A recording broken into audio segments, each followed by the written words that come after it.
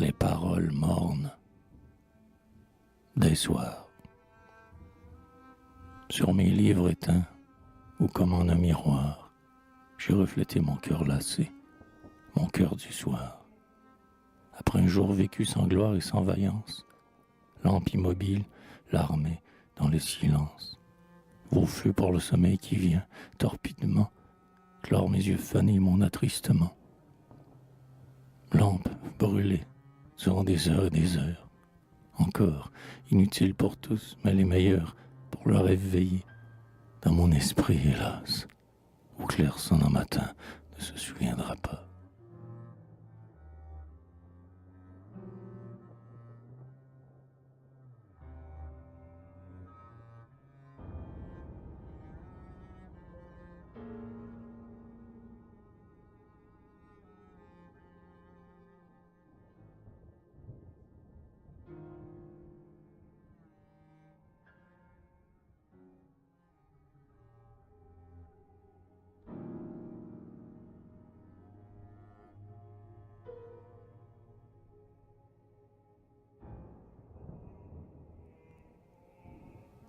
Sous les vitres du hall nitreux que le froid fort vrille et que de ma brouillard baigne de verre. Un soir, en tout à coup de gel, s'ouvre l'hiver. Dans le foyer fourbi de naphte et de phosphore qui brûle, et le charbon pointu se mousse d'or, et le posthume été dans l'or se réitère. Il émeraude un bol, il en turquoise un verre, il multiplie en chaton d'or son âme encore. Par à travers ce feu qui le détruit, sa joie est de faire des fleurs parmi les lustres, vivre, et d'allumer sa mort comme une fête, au loin. Lorsque tonne l'automne et que le vent disjoint, on serre en eux ses poings et que gratte le givre, ô cette mort que l'on torture et qui flamboie.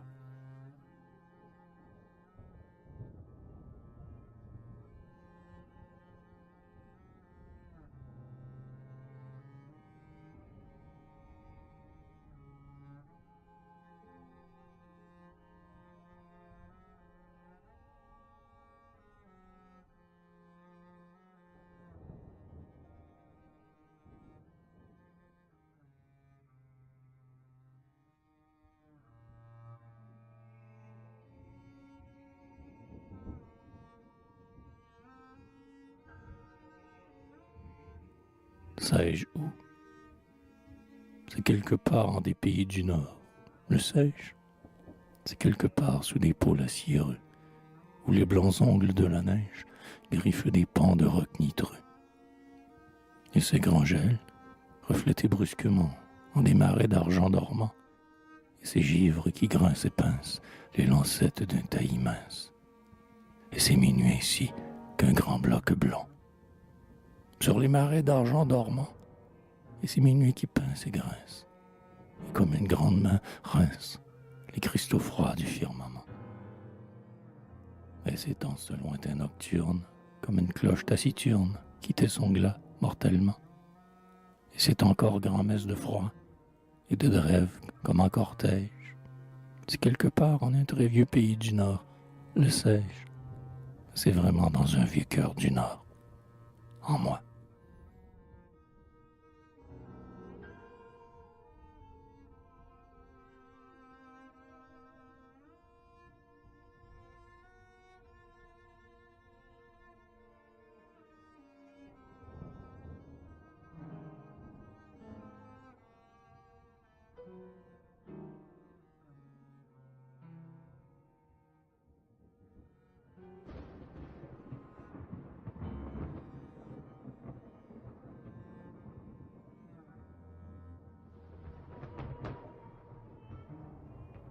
Comme tous les soirs, le vieux crapaud de la nuit glauque, vers la lune de fiel et d'or, c'est lui, là-bas, dans les roseaux, la morne bouche à fleur des eaux, qui rauque. Là-bas, dans les roseaux, ses yeux immensément ouverts, sur les minuits de l'univers, c'est lui, dans les roseaux, le vieux crapaud de mes sanglots. Quand les taches des stellaires poisons mordent le plomb des horizons, écoute, il se râpe du fer par l'étendue. C'est lui, cette toujours voix entendue, là-bas dans les roseaux. Monotone à fleur des eaux, monotone comme des gonds, monotone s'en vont les sons, monotone par les automnes. Les nuits ne sont pas assez longues pour que tarissent les diphtongues, toutes les mêmes de ces sons qui se frôlent comme des gants. Ni les norois assez stridents, ni les hivers assez mordants, avec leur triple rang de dents. Gel, givre et neige, afin que plus ne montent en cortège les lamentables lamentaux du vieux crapaud de mes sanglots.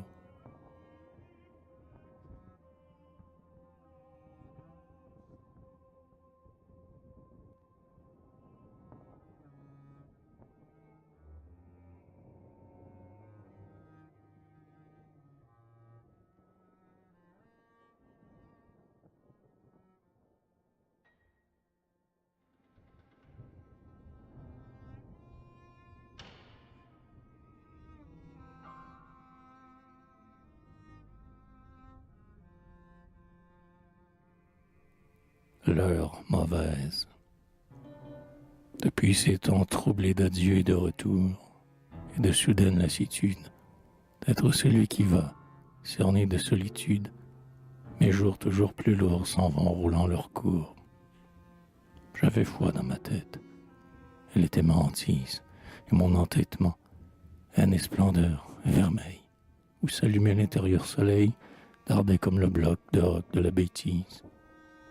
De vivre si hautement, j'avais muette joie à me sentir et seul et triste, ne croyant plus qu'à ma perdurance d'artiste et à l'œuvre que je rêvais. Celle qui se levait tranquille et douce et bonne, et s'en allait par de simples chemins, vers les foyers humains où l'on pardonne. Ah, comme il fut plombant ce soir d'opacité, quand mon âme minait infiniment de doutes, un tout à coup d'arbre à terre barra mes routes, et les arda, craquement noirs, ma volonté. À tout jamais morte, mes fermetés brandies, mes poings, flasques, mes yeux, fanés, mes orgueils, serres. Mon sang coulait péniblement jusqu'à mes nerfs, et comme des chuchoirs gluaient mes maladies. Et maintenant que je m'en vais vers le hasard, dites le vœu qu'en un lointain de sépulture, comme un marbre brûlé de gloire et de torture, rouge éternellement se crispera mon art.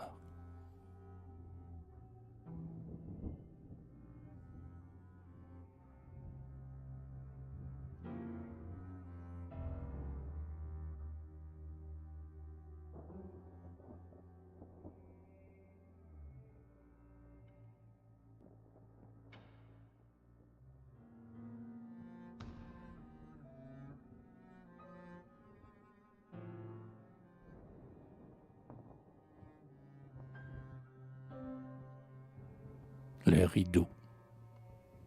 Sur mes rideaux comme des cieux, les chimères des broderies, tordent d'un firmament silencieux, les chimères des railleries. Elles flagellent de leur queue la paix plane des laines bleues, le sommeil des laines tombantes et lentes sur les dalles, mais aussi sur mon cœur. Et ces plaines de laine, dites, me bâtirais-je un asile aux douleurs. Les douces, les bonnes laines comme des mains réchaufferaient les cœurs que froidissent les pleurs humains. Les douces, les bonnes laines sont sûres, elles feraient le tour de nos blessures et nous seraient l'apaisement de nos tourments. Brusques n'étaient ces railleries, des chimères des broderies, et leurs langues perforant l'air, et leurs ongles et l'or au clair de leurs ailes diamantaires. Sur mes lentes tapisseries, les chimères de haine et de méchanceté font des buissons en pierreries. Elles dardent la cruauté des yeux qui m'ont troué de leur regard. Au jour d'erreur et de hasard, elles ont des ongles aigus et lents, et leurs caprices sont volants comme des feux à travers cieux. Bêtes de fil et de paillettes, faites de strass et de miettes, et de mica, de nacre et d'or. Dites, comme j'ai peur de leur essor, et crainte et peur de leurs yeux, couleur d'éclairs parmi la mer. À quoi riment les tissus et les laines, pour les douleurs et pour les peines, les lentes laines pour les peines. Je sais de vieux et longs rideaux, avec des fleurs et des oiseaux, avec des fleurs et des jardins, et des oiseaux incarnadins. De beaux rideaux si doux de joie, aux mornes fronts profonds, qu'enroulant leurs baisers de soie. Les miens, ils sont hargneux de leur chimère, ils sont mes grands rideaux couleur de cieux, un firmament silencieux, de signes fous et de haine ramère. À quoi riment leur traîne et leur laine? Mon âme est une proie, avec du sang et de grands trous, pour les bêtes d'or et de soie. Mon âme, elle est béante et pantelante, elle n'est que loque et déchirure, où ces bêtes, à coupable armure, d'ailes en flammes et de rostres ouverts, mordent leur faim par au travers. À quoi riment les tissus et les laines? Pour y rouler encore mes peines. Les jours des douleurs consolées, avec des mains auréolées, et la pitié comme témoin. Ces jours de temps lointain, comme ils sont loin.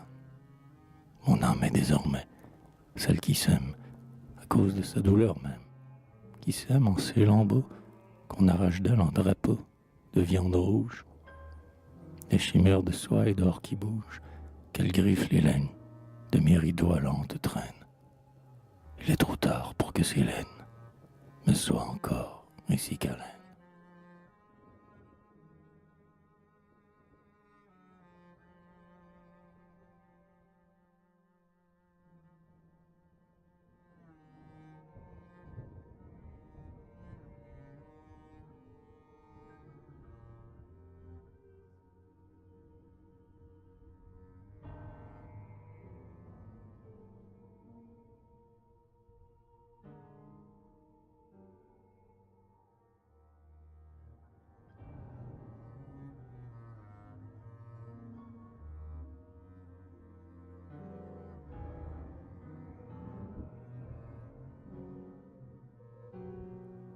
Vert, rayures d'eau, longues feuilles couleur de brique, parmi pleines d'éternité comme il en tombe, et de la pluie, et la réplique, d'un gros vent boursouflé qui gonfle et qui se bombe, et qui tombe, rayé de pluie en de la pluie.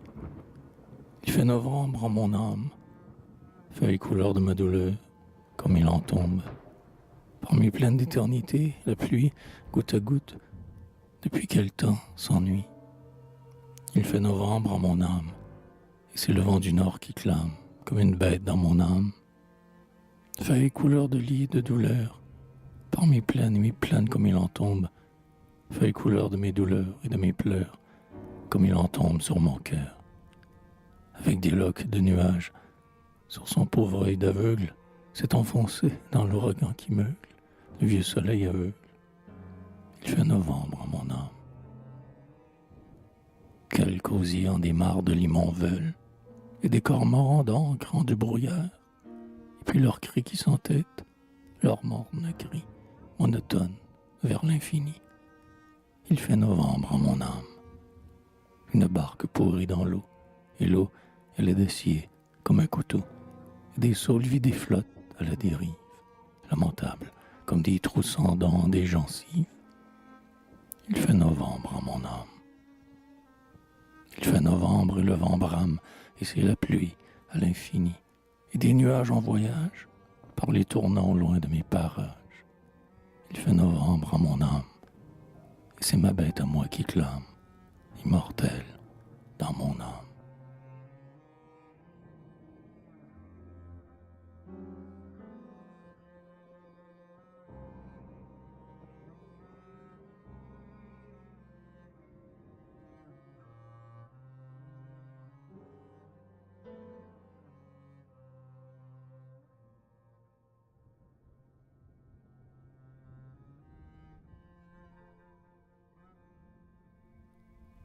Sonnait.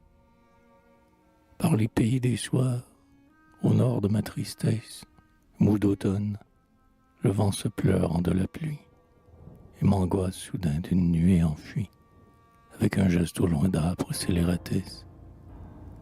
Est-ce la mort qu'annoncerait la prophétesse, au fond de ce grand ciel d'octobre où je m'ennuie?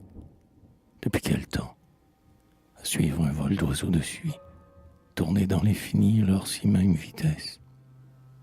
Attendre et craindre d'être, et voir en attendant toujours le même rêve, en l'air moite et fondant, avec ses corps morts de deuil curvés des lignes.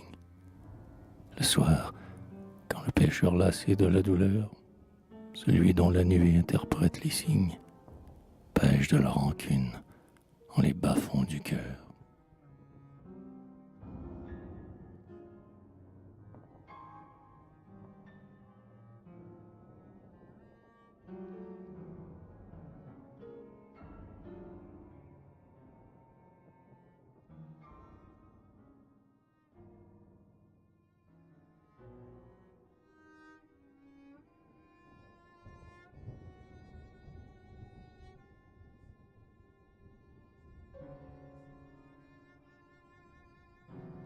Là-bas,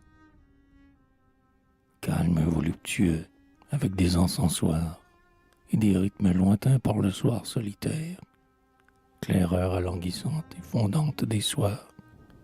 Le soir, sur des lits d'or, s'endort avec la terre, sous des rideaux de pourpre et longuement se tait.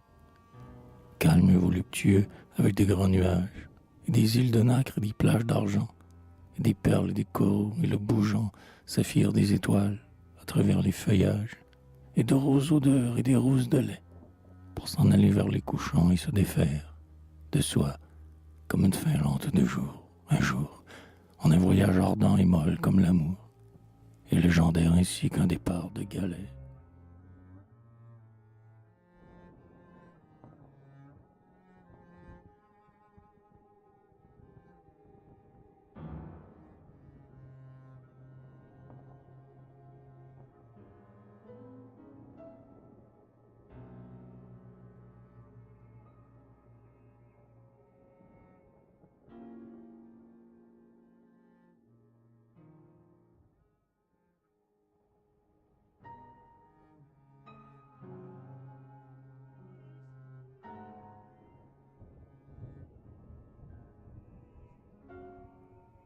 Silencieusement.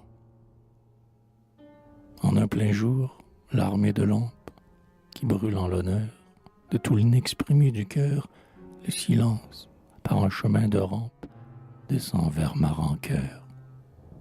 Il circule très lentement, par ma chambre d'isolement. Je vis tranquillement en lui. Il me frôle de l'ombre de sa robe. Parfois, ses mains, ses doigts d'aube closent les yeux de mon ennui. Nous nous écoutons ne rien dire. Je rêve de vie absurde et l'heure expire. Par la croisée ouverte à l'air, des araignées tissent leur tamis gris. Depuis combien d'années? Saisir le va-et-vient menteur des sequins d'or qu'un peu d'eau de soleil amène au long du bord. Visser les crins du vent qui passe et se futiliser, le cœur intègre et plein de sa folie allègre. Regarder loin, vers l'horizon fallace, aimer l'écho parce qu'il n'est personne, et lentement traîner son pas qui sonne vers les chemins en volute de l'inutile. Être l'oreille mince et ductile qui se repose encore dans les villes du soir, lorsque déjà le gaz mord le trottoir. S'asseoir sur les genoux de marbre d'une vieille statue au pied d'un arbre et faire un tout avec le socle de granit qui serait là depuis l'éternité tranquille avec autour de lui un peu de fleurs jonquilles. Ne point saisir au vol ce qui se définit. Passer, ne pas trop s'arrêter au passage. Ne jamais repasser surtout. Ne savoir l'âge, ni du moment, ni de l'année. Et puis finir par ne jamais vouloir de soi se souvenir.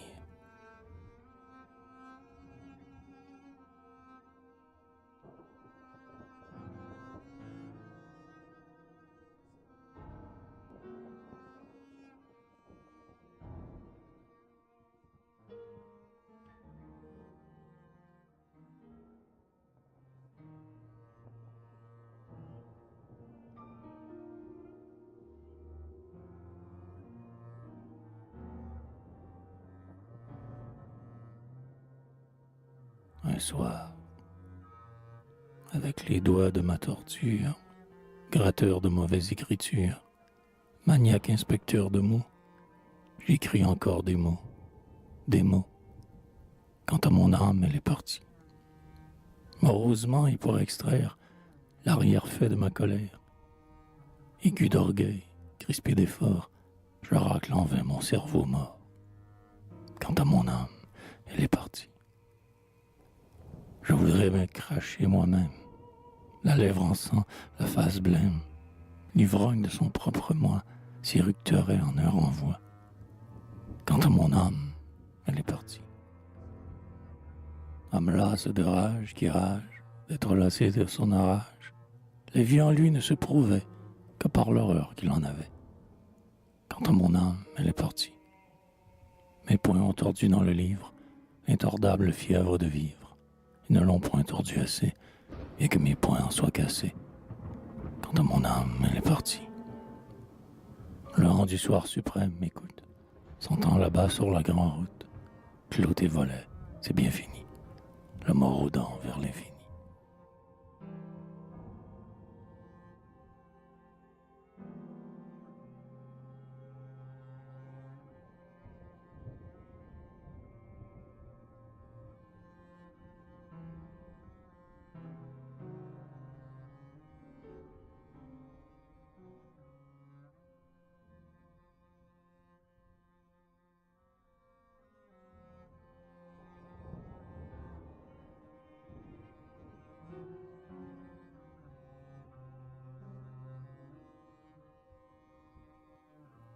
Quelques-uns. Plus loin que les soleils, une ville d'ébène se dresse et mire énormément leur cerveau, son deuil à sa grandeur de morte ou de caveau. La terre, elle a passé. Le ciel se voit à peine. Et de l'ombre toujours, immensément toujours. Un horizon d'ivoire étreint des suaires, sur des monts soulevés en tertre mortuaire, qui n'ont plus souvenir de ce qui fut les jours. Et des passants muets marchent dans les soirs blêmes, hommes pleins de douleur, vieux de tristesse, seuls. Ils ont plié leurs ans ainsi que des linceuls. Ils sont les revenus de tous, même d'eux-mêmes. Les vices leur sont noirs, mais aussi les vertus. Leur cœur saigné à blanc et leur ardeur matée, ils travaillent à vivre indulgemment hâtés. Leurs yeux qui se parlaient encore, ils les ont eus, et maintenant plus rien ne jamais ne bouge. Ni les désirs, ni les regrets, ni les effrois.